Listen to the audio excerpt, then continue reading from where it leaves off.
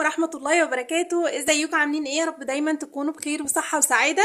النهاردة بقى فيديو جديد، وان شاء الله بإذن الله هقولك ازاي توفري نص مصروف بيتك بشوية افكار للتوفير عملية جدا، وبصوا من غير حرمان. وان شاء الله بإذن الله هنقدر نوفر منها فلوس كتير جدا. وكمان هنفكر مع بعض افكار للمدارس لللانش بوكس والحاجات دي كلها، ان شاء الله باذن الله هنقدر نوفر برضو منها مصاريف كتير احنا بنصرفها في وقت المدارس.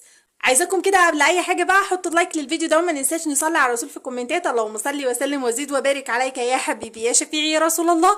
وما تنسيش لو لسه ما اشتركتيش في القناه فضلا منك وليس امرا اشتركي في القناه وشجعيني كومنت حلو، وتعالوا نقول بسم الله ونبدا الفيديو. طبعا قبل اي حاجه لازم كلنا نكون عارفين ان احنا مفيش في ايدينا، اي ست فينا ما بتشتغلش مفيش في ايديها غير مصروف البيت، فالشاطره فينا اللي تقدر توفر من مصروف البيت ده. وطبعا لازم نكون عارفين ان في ناس كتير جدا من القليل قوي بتحوش وبتعيش وبتعمل حاجات كتير قوي برغم ان مصروفها قليل وممكن تبقى انت شايفاه قدامك ان هو ايه ده ازاي عايشين وبيعملوا ازاي ده كله، بس حرفيا بيعملوا حاجات كتير جدا. طيب ايه هي الافكار التوفير اللي ممكن نقدر نوفر منها على مدار اليوم بتاعنا؟ تمام. قبل ما اقولك على اي حاجه، في حتة مهمة جدا لازم كلنا نعملها، والحتة دي مهمة وبصوا هي سر التوفير الحقيقي، وهي الصدقة. يا جماعة الصدقة بتوفر كتير جدا، وصدقيني يعني ما بتقلش حاجة عن بند الادخار. شوفي انتي اي مبلغ بتطلعيه، سواء كان فلوس، سواء كان حاجة من بيتك، سواء كانت حاجة زيادة عندك، اي حاجة، سواء كان اطعام، فدي ما بتقلش حاجة عن اني يعني بصوا الجنيه اللي بتصرفوه بيدخل لكم اضعاف اضعافه. فلازم على قد ما نقدر لو احنا حابين نوفر نتصدق، يعني ربنا هيكرمك، يعني ربنا هيديك اضعاف اضعاف اللي هتخرجيه. خلاص، فالصدقة دي اهم حاجة في اي بصوا بند من بنود التوفير او فكرة من افكار التوفير، دي لازم تكون الاولى. خلاص، طيب نروح للحاجة التانية، وهي برضو اهم حاجة في بنود التوفير بتاعتنا، وهو الادخار. انت بتتكلمي ازاي يا محمد؟ ادخار ايه بس واحنا عارفين نعيش؟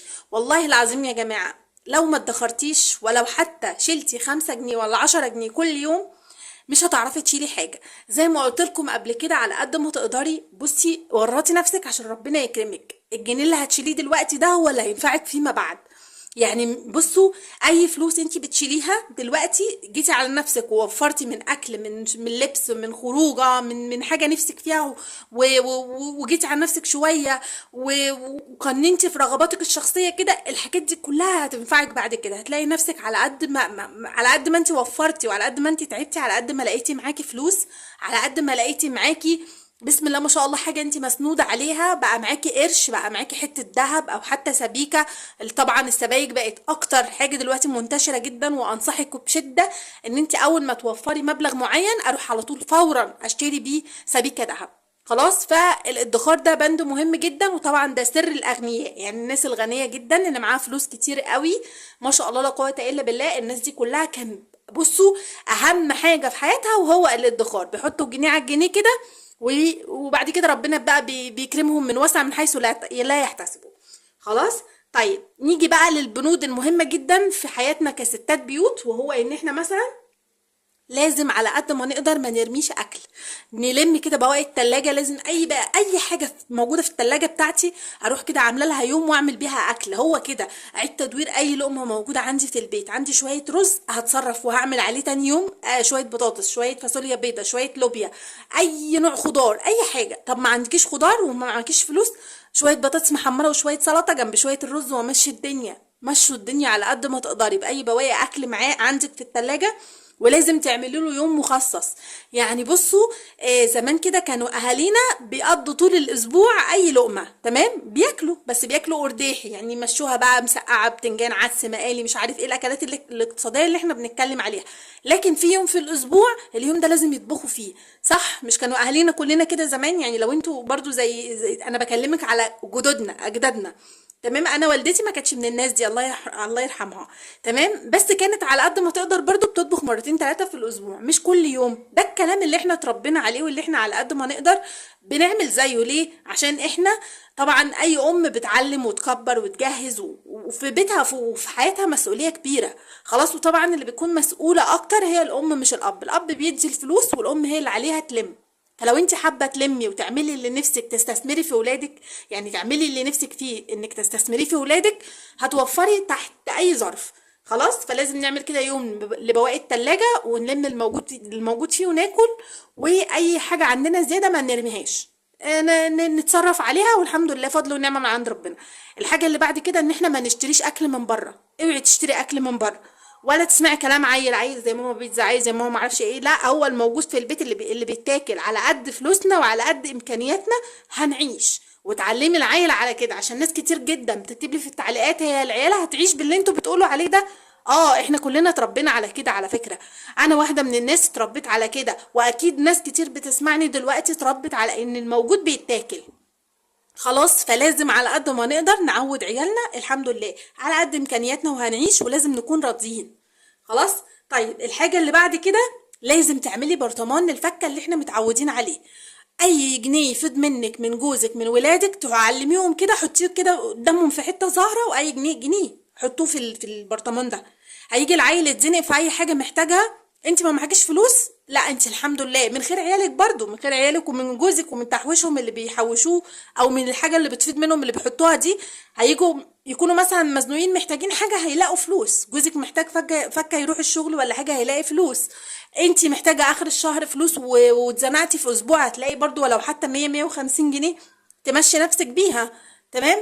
ده بالنسبه للفكه. طيب من الحمد لله الدنيا معايا ماشيه مظبوطه، هتدخل الفكه دي واروح مصححاها، اجي بقى بعد ما اجمعهم مثلا 50 جنيه 100 جنيه اروح مجمعاهم وهروح حطاهم في البرطمان اللي احنا بندخل فيه بقى ايه، او بنشيل فيه، او الظرف او الحصاله او اي حاجه، واروح مصححاهم وشايلاهم. خلاص. طبعا الكلام اللي بقول لكم عليه ده سر من اسرار الاغنياء، حرفيا الناس الغنيه اللي معاها فلوس كتير والله العظيم بيعملوا الكلام ده. الناس اللي عندها بيوت، اللي عندها شركات ومشاريع، الناس دي كلها بدات زي ما انا بقول لك كده. فلو انت عندك طموح هتعملي اللي بقول لك عليه. تمام. نيجي بقى للحاجه اللي بعد كده. بصي، عيدي تدوير اي حاجه في بيتك، اي حاجه، اي لقمه عيدي تدويرها. يعني ايه الكلام ده؟ هقول لك. يعني مثلا عندك شويه فينو، احنا داخلين على فتره الدراسه، وطبعا هنشتري كلنا فينو كل يوم، صح؟ طيب الفينو اللي ساعات بيفيد رغيف، نص رغيف بتاع الفضلات اللي هتفيد دي، سواء كان حتى عيش ناشف، العيش اللي هو العادي ده بتاعنا، هلم كده الفضلات دي كلها واروح محمصاها في الفرن، واروح ايه عاملاها بقسماط، وابقى وفرت. لان طبعا مفيش بيت في الدنيا ما بيشتريش بقسماط عشان البانيه والستريبس والكلام ده كله.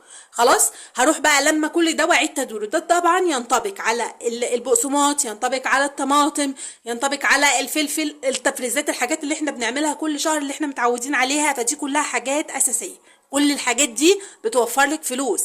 بدل ما تروحي تشتري الكيلو ب50، انا عملته من الهوا، من حاجه موجوده عندي في البيت اصلا.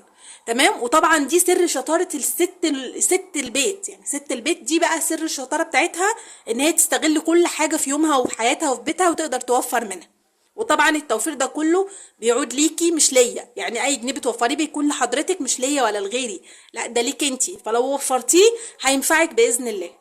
نيجي بقى للحته المهمه، وهي ان احنا طبعا داخلين على موسم المدارس. على قد ما نقدر بقى، بصوا، وفروا كل حاجه في البيت. اعمل الفينو في البيت، هعمل للعيال الصبح قبل ما ينزلوا المدرسه، اعمل لهم مثلا بليله وافطرهم بيها قبل ما ينزلوا يروحوا المدرسه كده، عشان العيال يبقى فطران واخد معاه برضو سندوتش ولا اتنين. والحمد لله ما تديش مصروف بقى، ما تديش مصروف. انت واخد فطران قبل ما تنزل، واخد سندوتشاتك، الدنيا معاك تمام. هديله حاجه بسيطه عشان برضو ايه ما يبقاش اقل من زمايله، حاجه بسيطه. يعني بدل العيل مثلا بياخد 10 جنيه، لا هياخد 5 جنيه، وهو واخد فطار معاه وكمان فطران قبل ما ينزل. خلاص. اوفر بقى انا بقى كست بيت، اوفر برضو الفول والطعميه والحاجات دي كلها، والمعجنات والمخبوزات اللي احنا بنشتريها من الافران، هوفرها في البيت برضو. مش هشتري كل يوم.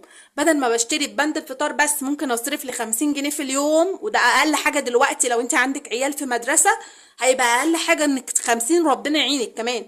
ده انت لو هتشتريك مثلا ب10 فينو، ب10 جبنه، ولا ب10 لانشون، ادي 30 جنيه. ده غير فطار كنتوا بقى كاسره في البيت بتعدوا كمان ال50 جنيه، فربنا يعينك. فانتي وفري كل ده في البيت. اشتري اول الشهر كده الفول وادمسه، الطعميه واعملها في البيت، المخبوزات هشتري 2 كيلو دقيق اهو. طب والله لو اوريكم، بصوا اهو، بصوا. يعني انا والله العظيم حرفيا قسما بالله انا ما كنت محضره ان انا ممكن اوريكم حاجه زي كده. بصوا انا اهو، انا ما عنديش ولاد، احنا فردين.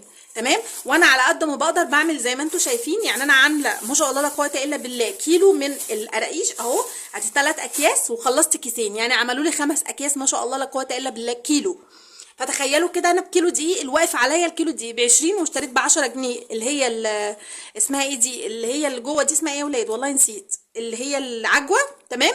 والحمد لله عملت معايا، انا جعانه اروح واخده لي او عايزه افطر 2 3 كده في طبق مع كوبايه شاي بلبن او كوبايه شاي ساده والدنيا بتمشي. فانت برضو على قد ما تقدري وفري المخبوزات دي في البيت، مش هتكلفك حاجه، هتبقى واقفه عليكي ببلاش. تمام. وهتبقى وفرت لك فلوس كتير. وفري بند الفطار، وفري بطاطس، طماطم، البصل، الدقيق، المكرونه، الرز، الحاجات دي من الحاجات اللي بتوفر جدا جدا جدا، بتخليكي تكسري قرش.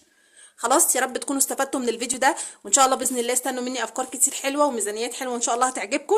بتمنى تحطوا اللايك وما ننساش تصلي على الرسول في الكومنتات، ولو لسه ما اشتركتيش في القناه اتمنى انك تشتركي وتشجعيني بكومنت حلو. اشوفكم بقى الفيديو الجاي، والسلام عليكم ورحمه الله وبركاته.